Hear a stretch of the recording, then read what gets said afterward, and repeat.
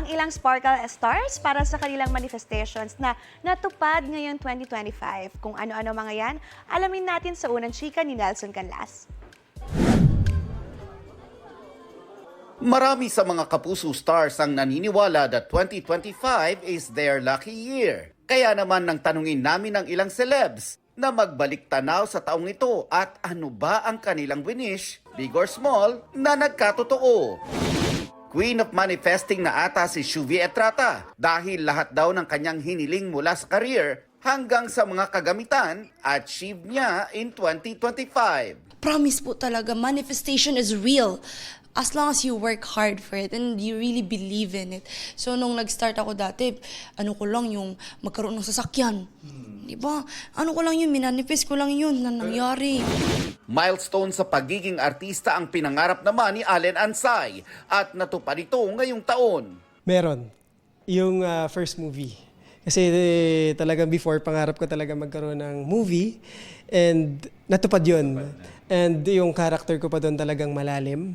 Career advancement din ang hiniling ni Ashley Ortega at pagkatapos maging housemate sa PBB Celebrity Collab Edition, nakamit niya ang matagal ng pangarap. Nako, napakarami po, hindi lang isa. Unang-una gusto ko magpasalamat kay Papa Jesus. Pangalawa, sa lahat ng mga fans ko talaga, sila talaga yung highlight ko this year. Sila yung naramdaman ko talaga yung pagmamahal nilang lahat. Same goes with skater actress Kai Chua na dati pangarap lang makasama sa isa sa biggest telefantasia on TV. Always grateful for everything, every milestone. Mga shows ko, napasama po ako sa Encantadia. Ako, napakalaking project noon.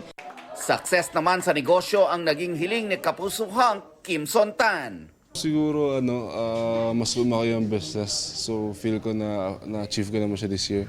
And looking forward to open more before 2025 ends. Para naman kay Prince Clemente at Chef Moses, ang mga aral na dumating sa kanila at ang patuloy pa ring napapaligiran ng pagmamahal, ang kanilang parating hiling at patuloy na na-achieve sa taong ito.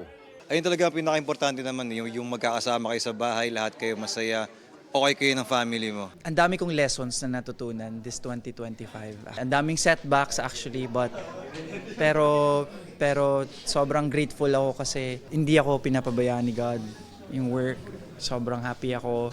Ito ang unang balita. Nelson Canlas para sa GMA Integrated News. Gusto mo bang mauna sa mga balita? Mag-subscribe na sa GMA Integrated News sa YouTube at tumutok sa unang balita.